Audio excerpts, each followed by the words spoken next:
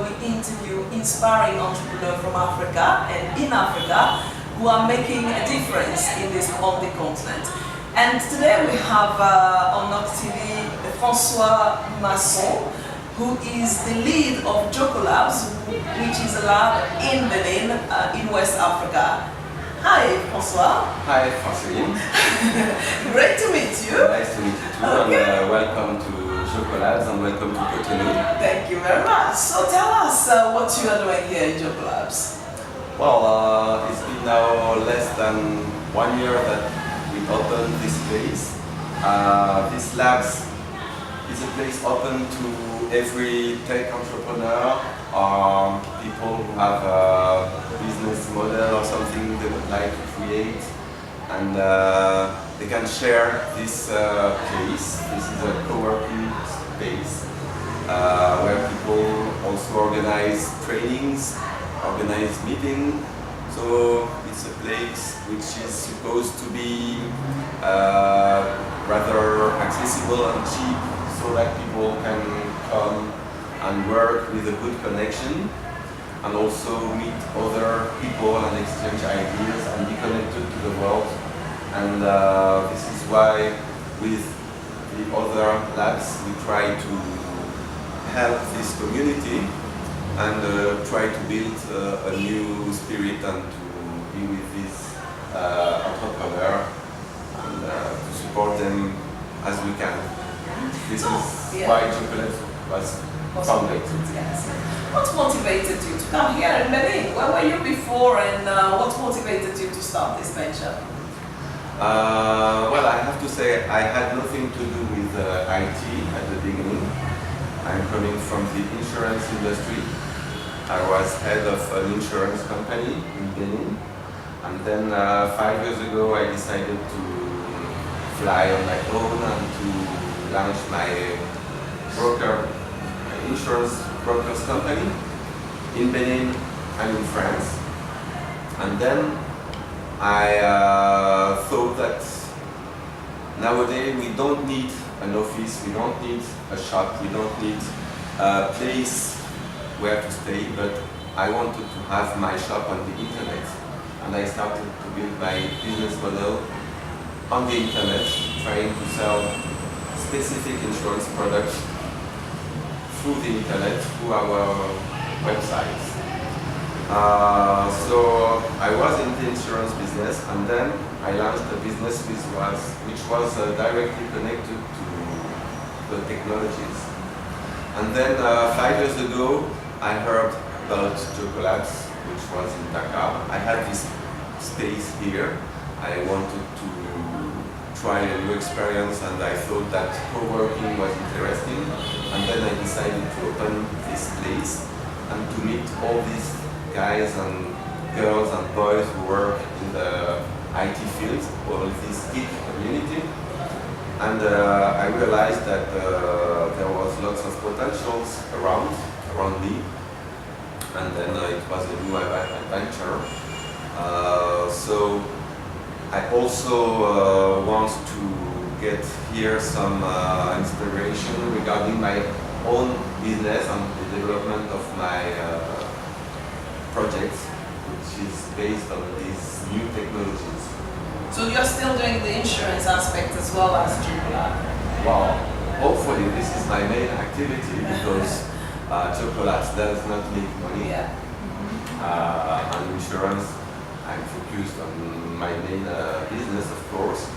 This is a parallel activity just to change my mind and to be in another atmosphere. But I'm completely in my main activity and try to find some time to develop this space. So what are the main challenges that you are facing running Jokkolabs here in Benin?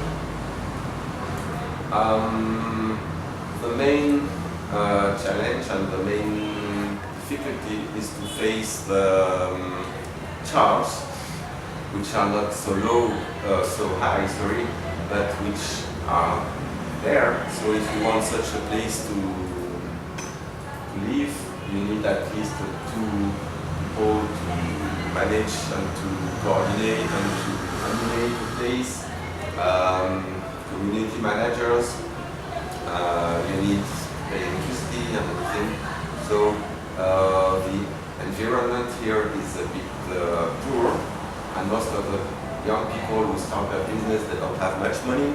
So our challenge is to connect a bit of contributions so that the place can live and can also be part of larger projects that we have. For example, in September last year, we organized a hackathon with the OIF, Organisation French International Organization. So it was a good way to communicate for Jokkolabs and also to get a bit of contribution from sponsors, because our target is also to be part of such experiences and such operations which are done outside Jokkolabs where we can contribute. So the challenge is to get this place, to give this place a long-term status, so that we can contribute to the gig community and to the life of the gig community in Cotonou. Okay. And then so you say that actually, of course, if you don't charge the any or not much for them to come, so that's mainly your main activity that is funding this space. Or how are you funding this space at the moment? Well, first we had the chance to have a few friends around Jokkolabs who helped us launching the project.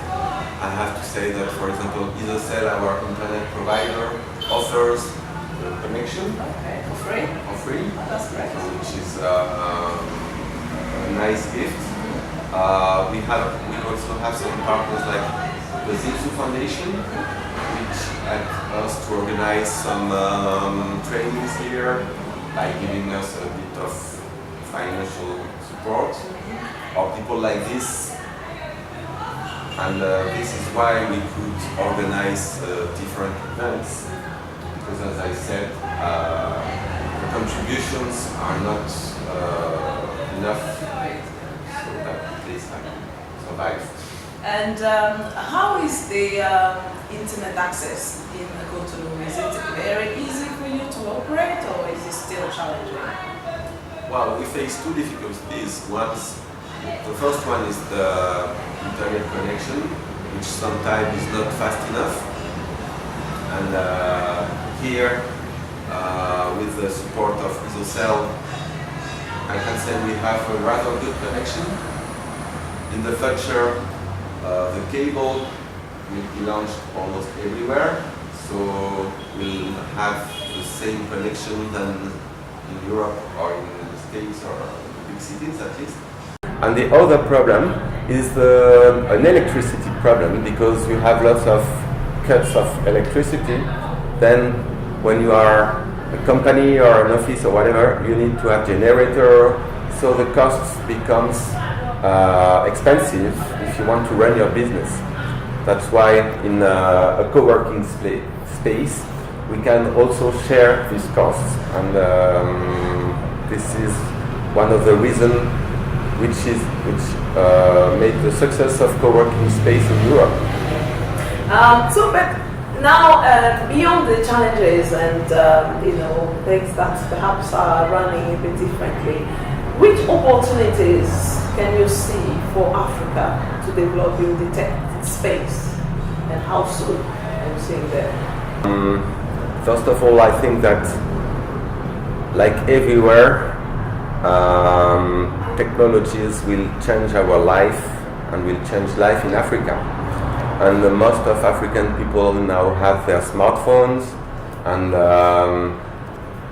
internet connections and everything are going lower and cheaper.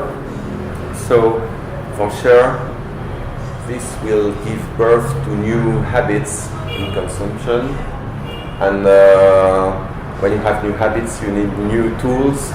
So African people will need to have their own applications and things like this, and they will need developers to develop products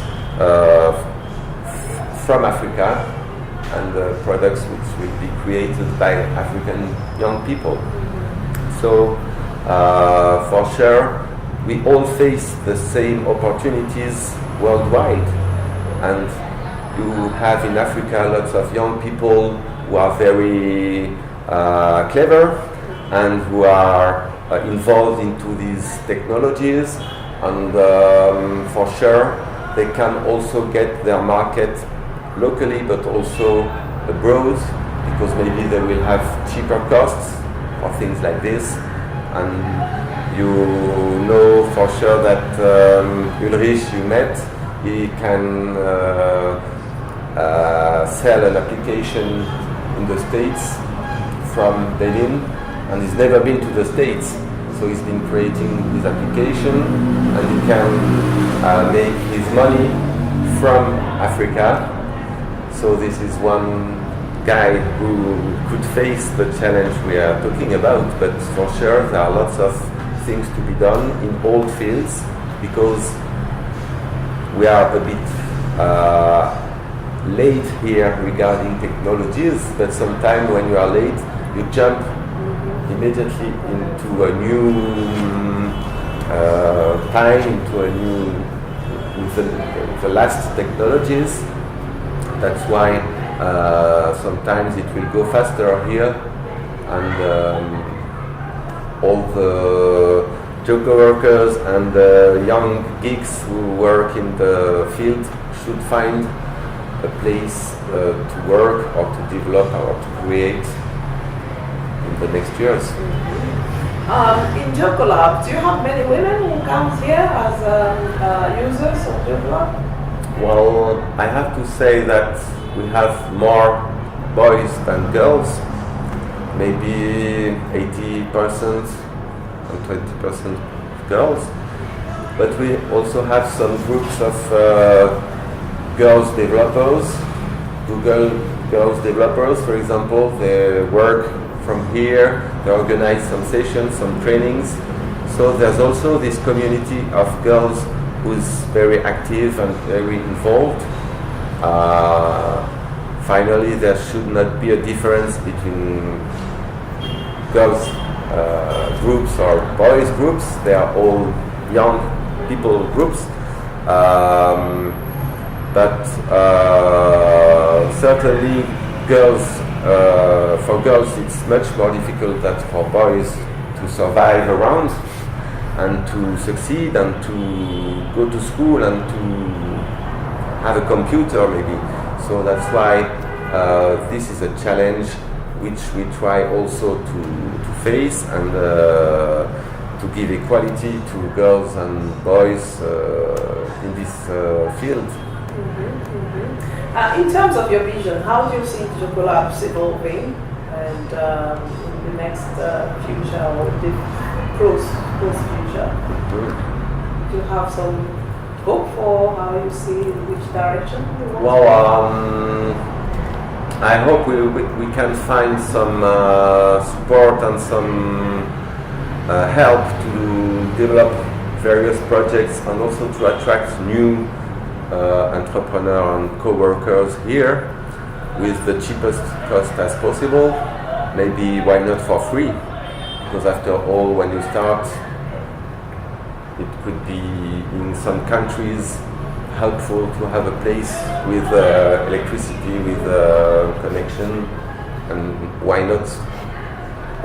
It could be a free open space. So this is something I would like to do, so that this place will be more and more active, will attract more and more people, and also what I hope is that 1 or 2 or 3 guys who are used to work here will succeed in their business. For example, we have a guy from Jokkolabs. He was one of the first starting here. He's now in China, he's learning Chinese. I'm sure this guy has lots of potential, and I hope that tomorrow when he comes back, he will also help us to activate and to dynamic the place. So I hope the community will appropriate the place, and it will live with its own energy, and this is the philosophy of the place. Okay, yeah, actually talking about philosophy, what's your philosophy of this place? You have some mottos, some I don't want to say rules, but do you have a I would say mantra that you use for the place? Well, I would say that the main basic idea is co-working. This is a new way of consumption. Now you have Airbnb for sharing rooms, you have BlaBlaCar for sharing cars, and you have Jokkolabs for sharing offices, maybe. Because when you realize that you can share some space, some tools, and when you start, it's very expensive to be alone and to take an office alone and to pay all your taxes and everything. So I think co-working and all this new way of consumption are very interesting, and they develop new attitude and maybe also a new way, a new solidarity between the people, and also a new way of sharing ideas. So this is interesting, and this place is due to this atmosphere and to develop this idea, a place where people can share a tool and a place to work, but also to share idea and to meet new people and to meet people who will cooperate with them and to compete their activities and changes. You said at the beginning that Jokkolabs existed already in Senegal before Dakar, before you started. Is it like a network of co-working? How does it work? You have one in Cotonou. Is it like a franchise, or how does it work? Well, everything is very informal, I would say, because it's not a franchise. It started from Senegal with Karim Si, who's the lead of Jokkolabs Dakar, and then the idea spread around with the energy of Karim and other people who were involved. But this is a bit like Wikipedia, or there's no one there's no employee, there's no franchise, we don't pay anything to Jokkolabs in Dakar or whatever.